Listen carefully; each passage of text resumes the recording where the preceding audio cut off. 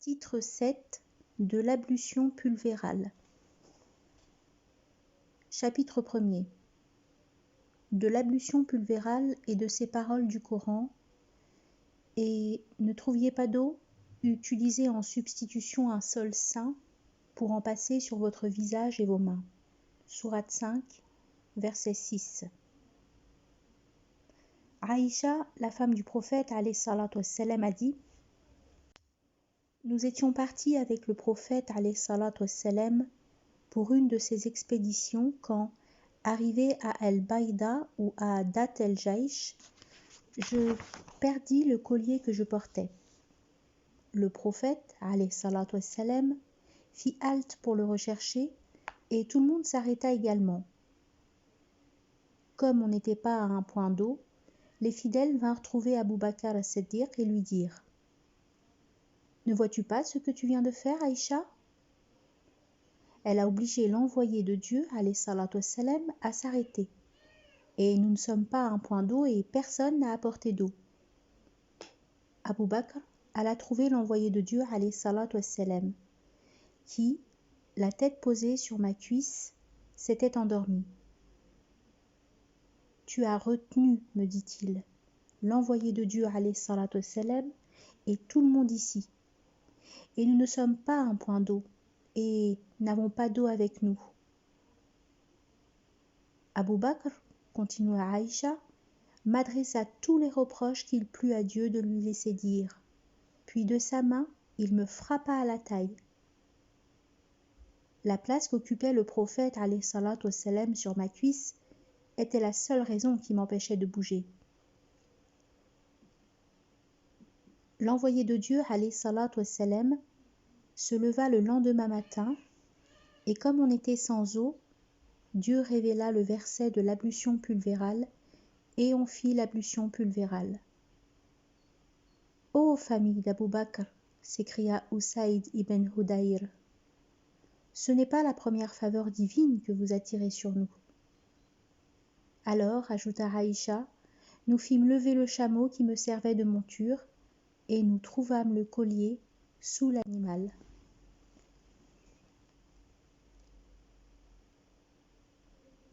Jabir ibn Abdallah nous a informé, rapporte Yazid ibn Suhayb al-Faqir, que le prophète alayhi salatu wassalam a dit: J'ai reçu 5 faveurs que personne n'avait reçues avant moi. J'ai dû, à la terreur que j'inspirais à mes ennemis, la victoire sur un parcours d'1 mois de marche.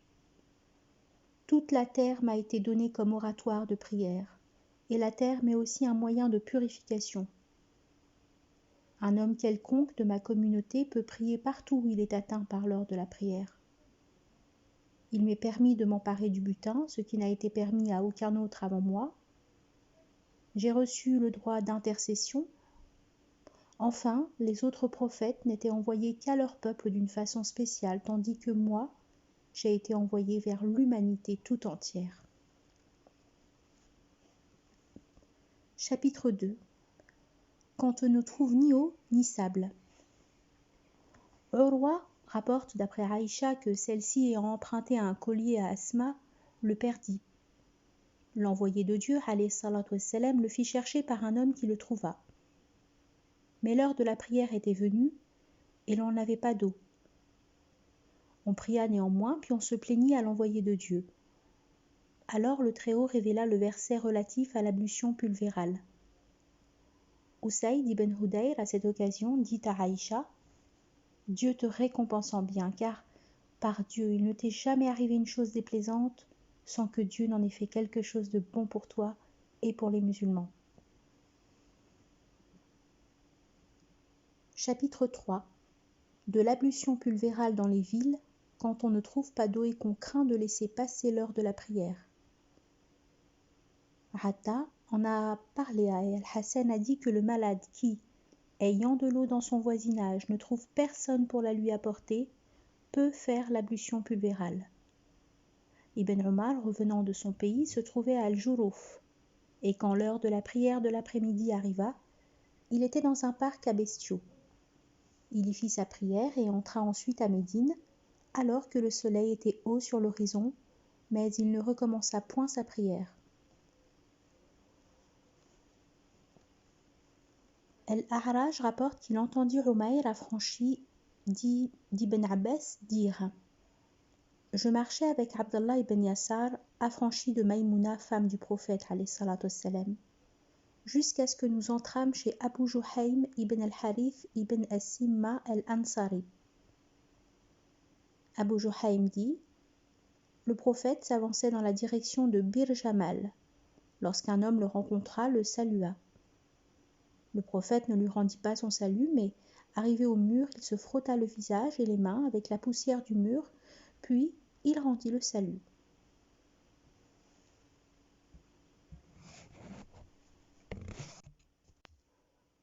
Chapitre 4.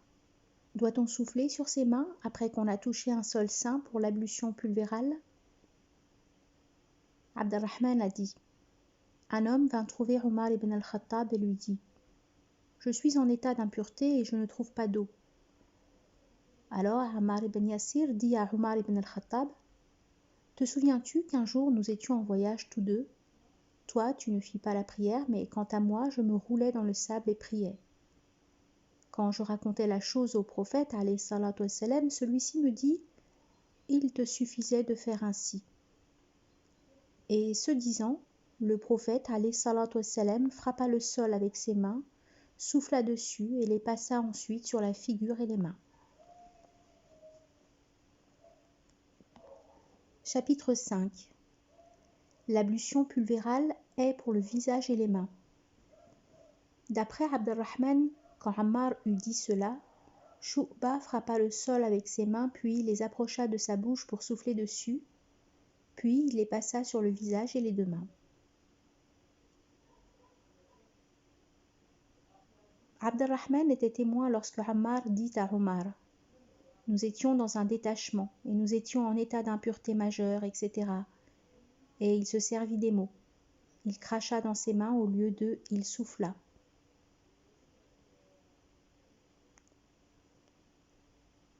D'après Abd-ar-Rahman, Ammar dit à Omar « Je me suis roulé dans la poussière et ensuite je suis allé trouver le prophète alayhi salatu wassalam qui me dit « Il suffisait du visage et des deux mains. » Abd-ar-Rahman a dit « J'étais présent quand Ammar a dit à Omar. »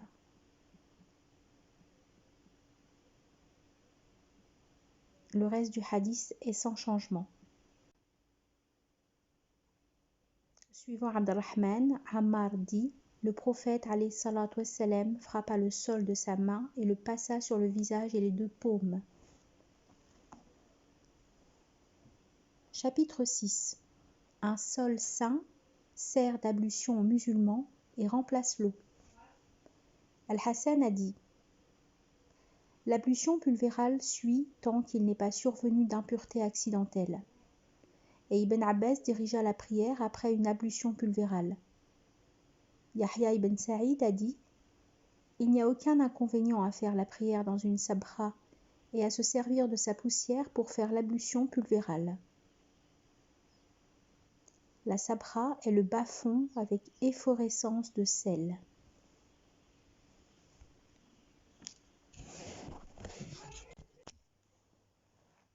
Imran a dit « Nous étions partis en expédition avec le prophète alayhi salatu wassalam et avions voyagé de nuit. Quand la fin de la nuit arriva, nous dormîmes d'un sommeil le plus agréable possible. Et nous fûmes réveillés que par l'ardeur du soleil. Les premiers qui se réveillèrent furent un tel, un tel, un tel. Abu Raja les a énumérés, mais Aouf a oublié leur nom et un quatrième. Omar ibn al-Khattab. Quant au prophète, alayhi salatu wassalam, s'il dormait, personne de nous ne le réveillait, et l'on attendait qu'il se réveillât de lui-même. Nous ne savions pas en effet ce qui pouvait lui survenir au cours de son sommeil. Lorsque Omar, qui était un homme énergique, fut réveillé, et qu'il vit ce qui venait d'arriver aux fidèles, il fit le takbir en élevant fortement la voix. Il ne cessa de répéter le takbir en forçant toujours sa voix, jusqu'à ce que le bruit de sa voix réveilla le prophète alayhi salatu wassalam. Aussitôt qu'il fut éveillé, on vint se plaindre à lui de ce qui venait de se passer. « Il n'y a pas de mal. » où cela ne nuira pas, dit le prophète, alayhi salatu wassalam. Mettez-vous en marche.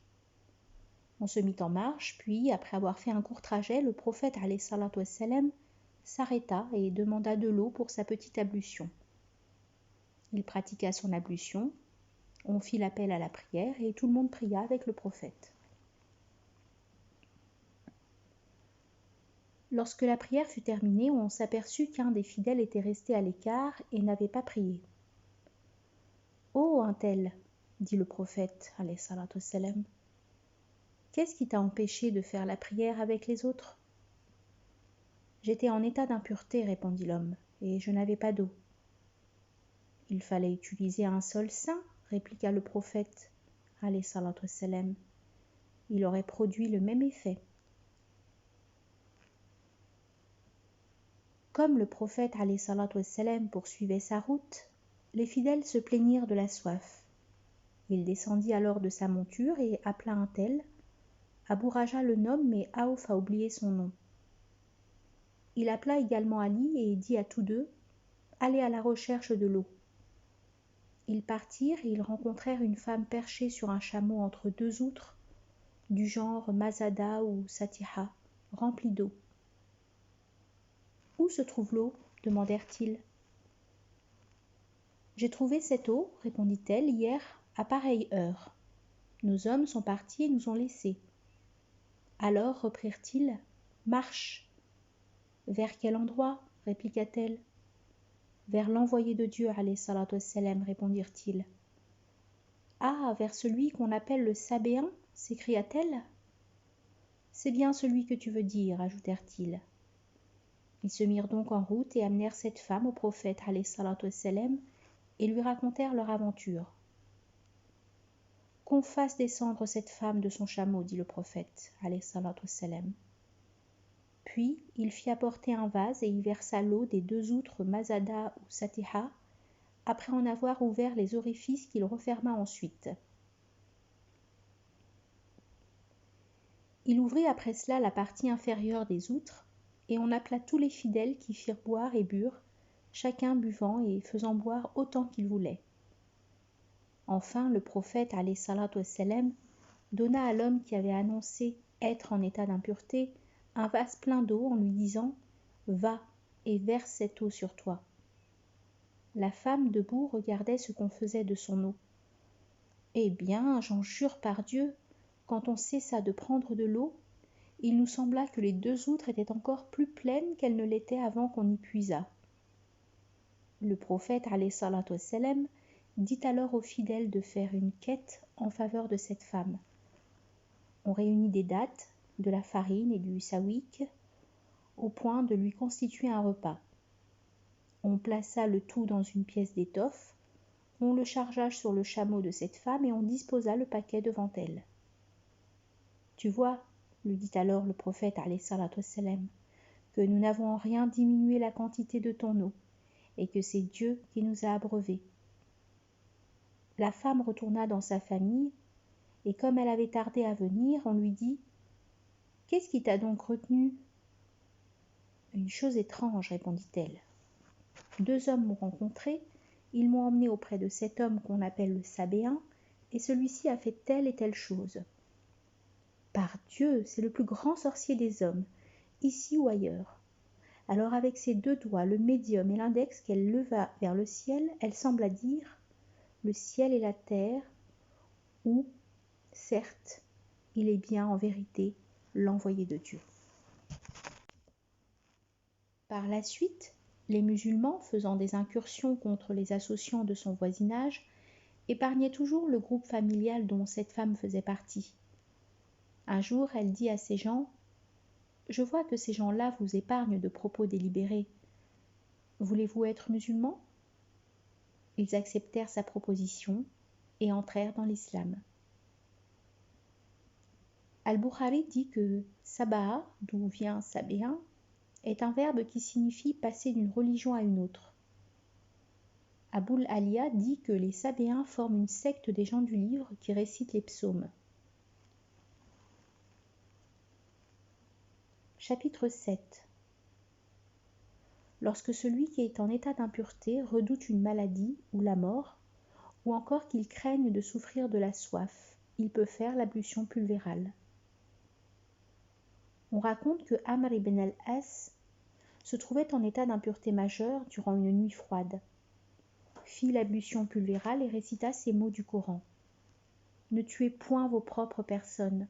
Certes, Dieu s'est montré indulgent à votre égard. » Sourate 4, verset 9. Le fait ayant été rapporté au prophète, alayhi salatu wassalam, celui-ci ne formula aucun blâme. D'après Abu Wa'il, Abu Moussa dit à Abdallah ibn Mas'ud, « Celui qui ne trouve pas d'eau ne fait donc pas la prière ?» « Non, répondit Abdallah. « Même si durant un mois je ne trouvais pas d'eau, je ne ferais pas la prière.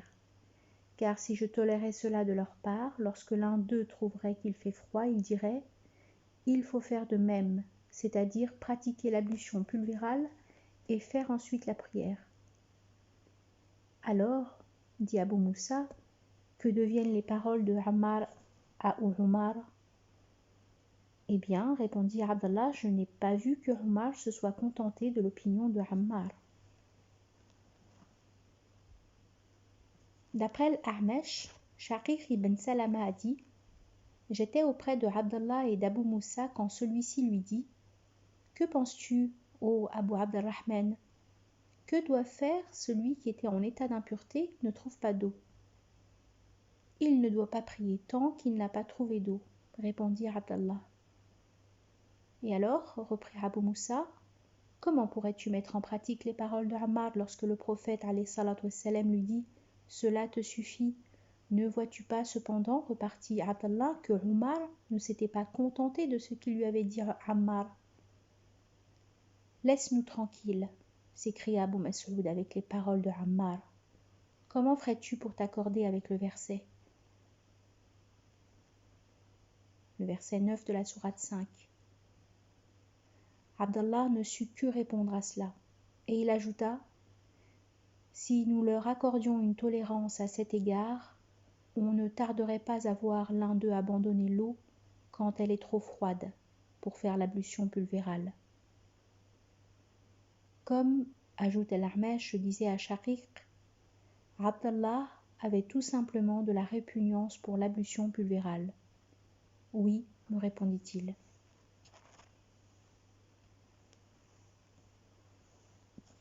D'après Al-Armesh, chapitre 8, l'ablution pulvérale se fait en frappant le sol une seule fois. D'après Al-Armesh, Shaqiq a dit « J'étais assis avec Abdallah et Abu Moussa et Al-Ash'ari. » Ce dernier dit à Abdallah « Si un homme en état d'impureté ne trouvait pas d'eau durant un mois, ne devrait-il pas faire l'ablution pulvérale et prier ensuite ? Non, il ne doit pas faire l'ablution pulvérale, même s'il ne trouve pas d'eau pendant un mois, répondit Abdallah. Et alors, reprit Abu Moussa, comment ferez-vous pour vous conformer à ce verset de la sourate Al-Maïda ? Et ne trouviez pas d'eau utilisée en substitution un sol saint pour en passer sur votre visage et vos mains. Sourate 5, verset 6. Si, répliqua Abdallah, on admettait cette tolérance pour les fidèles, ils se hâteraient, dès que l'eau serait trop froide, de faire l'ablution pulvérale avec un sol saint. S'adressant à Shaqiq, Al-Ahmash lui dit « Alors, vous réprouvez que dans ce cas l'on agisse ainsi, répondit-il. Abu Moussa reprit « N'as-tu pas entendu ce que Ammar a dit à Omar ibn al-Khattab ? L'envoyé de Dieu, alayhi salatu wassalam, m'avait expédié en mission pour une affaire. Comme j'étais en état d'impureté majeure et que je ne trouvais pas d'eau, je me roulais dans le sable à la façon dont se roule un âne. Lorsque je racontais la chose au prophète, alayhi salatu wassalam, il me dit « Il aurait suffi de faire ceci. » Et ce disant, il frappa la paume de sa main une seule fois sur le sol, puis il la secoua et passa la paume de sa main gauche sur le dos de la main droite, ou sur le dos de sa main gauche avec la paume de sa main droite. Il passa ensuite ses 2 mains sur son visage.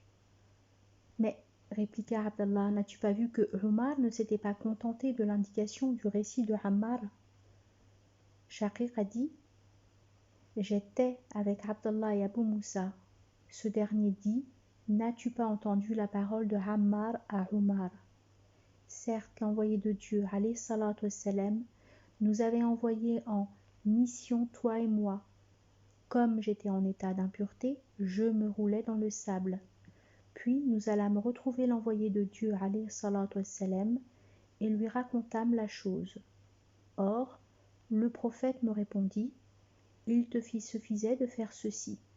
Et ce disant, il frotta son visage et les paumes de ses 2 mains une seule fois. Chapitre 9. Imran ibn Hussein al-Khuza'i rapporte que l'envoyé de Dieu, alayhi salatu wassalam, voyant un homme se tenir à l'écart et ne pas faire la prière avec les autres, lui dit: Ô un tel, qu'est-ce qui t'empêche de prier avec les autres? Ô envoyé de Dieu, répondit-il, je suis atteint d'une impureté et je n'ai pas d'eau. Tu aurais dû te servir d'un sol saint, répliqua le prophète, alayhi salatu wassalam. Cela t'eût parfaitement suffi.